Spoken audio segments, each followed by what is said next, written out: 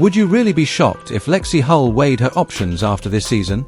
Would you blame her if she looked around, took stock of how she was used early on, and wondered whether it's time for a fresh start away from the Indiana Fever?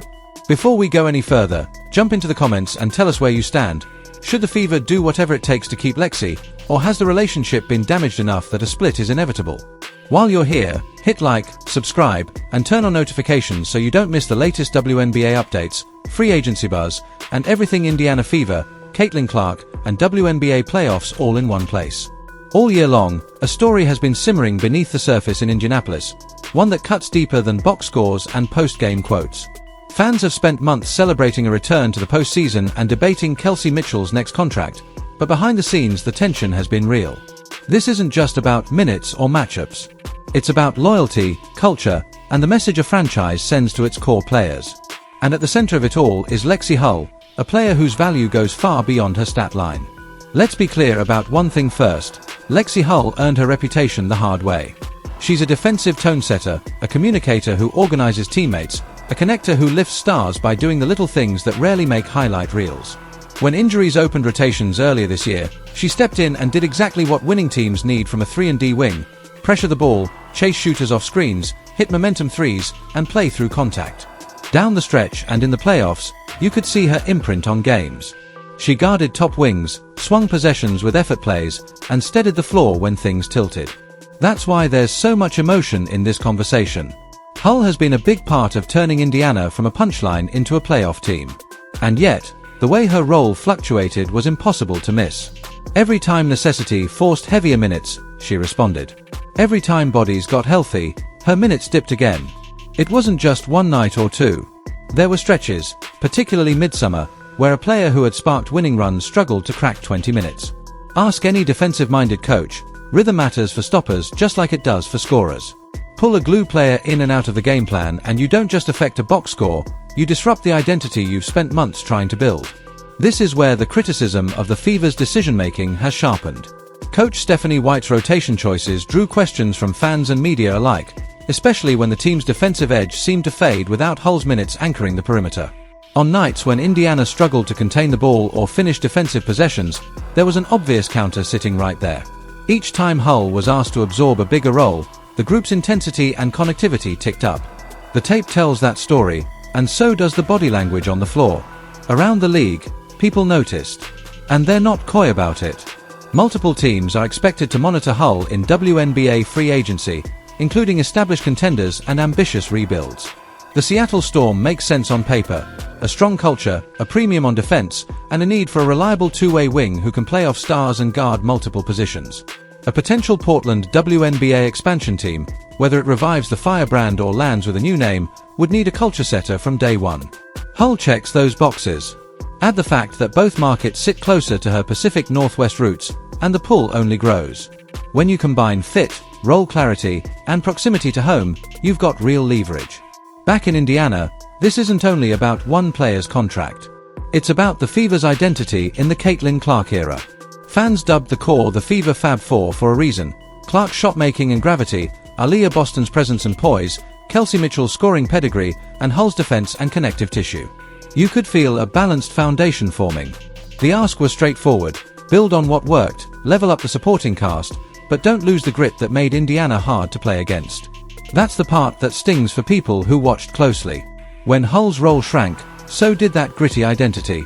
It wasn't only rotations that raised eyebrows. Early in the year, Indiana prioritized incoming veterans with established resumes. There's nothing wrong with that. Every team needs experience. But the optics mattered. From the outside, the move felt less like healthy competition and more like preordained hierarchy, with established newcomers penciled into starting roles while a proven piece of last season's turnaround was asked to move aside. In a locker room, those choices communicate values. Do performance and chemistry decide roles, or do politics and prior promises lead the way? That's where the friction lives. The situation escalated when a veteran wing reportedly stepped away mid-season, creating an unexpected void. Publicly, the message was that everything was fine. Later reporting suggested the situation was more complicated. For players, that kind of discrepancy erodes trust, especially when those same players are the ones asked to patch the holes. Hull did exactly that, absorbing pressure assignments, eating tough minutes, steadying coverage. Then, as soon as reinforcements returned, her minutes slid again. For a competitor who did everything right, defense, hustle, voice, that kind of pendulum can feel like a slap in the face. No star wants to watch a trusted teammate get yanked around by uncertainty. Caitlin Clark is famously diplomatic, but even the most measured leaders send messages in subtle ways. All season, Clark leaned on Hull's communication and defense. In big moments, you could see her actively seek Hull out in huddles and on switches. Post-game, Clark made a point to credit the teammates who keep us grounded, and Hull has repeatedly been in that group. Read between the lines. Elite guards know which wings make their lives easier. Shooters need screen navigators. Playmakers need corner spacers who will cut and relocate on time. Clark and Hull built that understanding quickly. Let's also talk about timing. In July, when chemistry typically firms up, Hull's minutes lagged. It's hard to argue the Fever got better defensively when their most physical wing defender was parked on the bench for long stretches. The eye test backed it up. Indiana's point of attack coverage wavered, late clock stops were harder to come by, and transition defense got leaky when live ball turnovers weren't snuffed out at the source. You didn't need advanced metrics to feel the slippage. You only needed to watch the possessions where second efforts used to end with a secure rebound and a swing pass, and instead turned into scramble sequences. None of that means every lineup question has a simple answer. Rotations are messy, and coaches juggle health, matchups, development, and contract dynamics in real time. But that's exactly why clarity is so valuable in a season like this. When a player like Hull checks so many boxes, defensive pressure, energy, spacing, culture, she shouldn't be guessing where she stands week to week. Role clarity doesn't just help the player, it streamlines the entire team's identity. The marketplace understands that value. Around the WNBA, front offices aren't looking at Hull as a replaceable role player. They see a system piece, a player who raises the floor of your defense and sharpens your offense without hijacking possessions. On a capped roster, that profile is gold. It's why starter-level money has been whispered in league circles, and why multiple teams are prepared to pitch her a clearly defined starting job. Not a contingency plan. A pillar in their wing rotation. Those are hard offers to turn down, especially if you felt undercut at your current stop. Here's where Indiana needs to be intentional.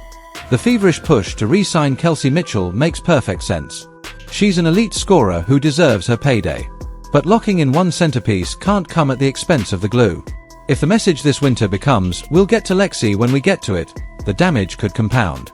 Silence reads like indifference, and indifference erodes belief. Fans have seen the opposite approach used before, active courting of incoming talent with promises of role and runway. If you can promise newcomers the keys, you have to be willing to publicly affirm the players who already proved they can drive. There's also a human element at play. Hull has played through bumps and bruises, absorbed the toughest defensive assignments, and rarely asked for anything other than a chance to compete. That resonates in locker rooms. It resonates with coaches who stress accountability. It resonates with stars who want to trust the teammates sharing the floor in high-leverage moments. If you're serious about culture, and the Fever have marketed themselves as such, then this is an easy case to make. Reward the player who embodies the culture you claim to value.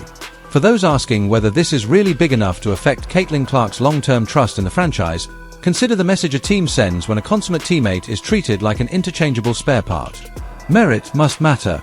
Production must matter. Chemistry must matter.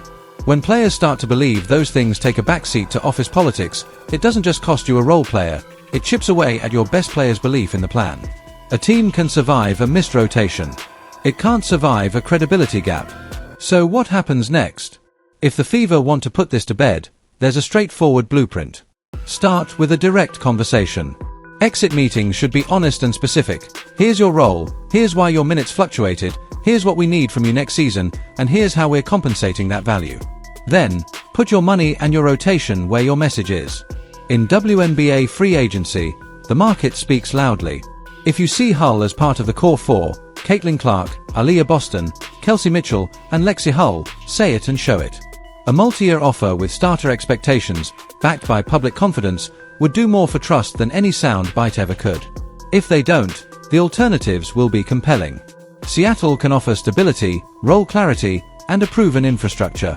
A Portland expansion team, if it formalizes, would offer a chance to define a franchise's identity from day one, a rare opportunity for any player in her prime. Geography matters, too. Being closer to family in the Pacific Northwest is a factor you can't negotiate away with slogans. It's real, it's powerful, and it often becomes the tiebreaker when money is comparable. There's also the basketball fit. Hull's ideal context features a paint presence who secures rebounds, a guard who bends the defense and kicks to corners, and a coaching staff that values floor balance over hero ball. Indiana has much of that in place already with Boston and Clark. That's what makes this so urgent. The Fever have done the hard part, drafting elite talent, developing a fan base that shows up, and proving the postseason is achievable. Letting a culture piece walk because she never felt fully valued would be a self-inflicted wound. The stakes extend beyond one decision. If Hull leaves and immediately flourishes in a consistent role on arrival, the optics will be brutal. It will read as a referendum on how Indiana handles its own success.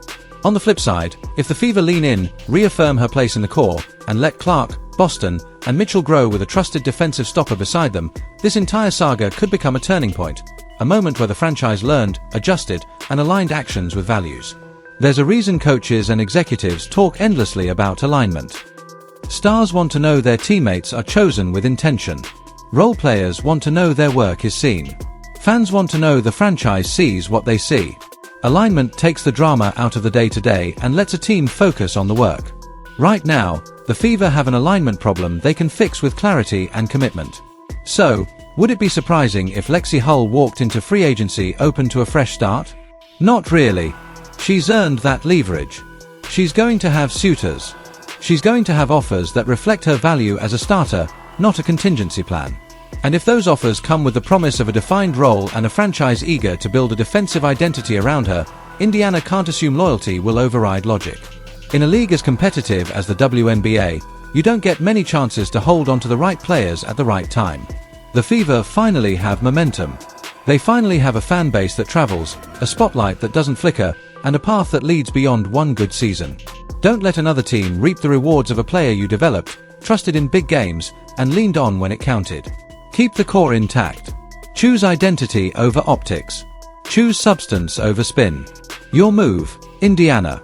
Do you think Lexie Hull stays in Indianapolis or tests the market for a starting role elsewhere? Maybe with the Seattle Storm or a potential Portland franchise?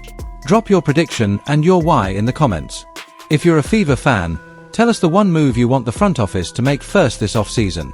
And if you're rocking with WNBA coverage that keeps it real, hit like, subscribe, and tap the bell so you never miss a breakdown. Thanks for watching. We'll see you in the next one.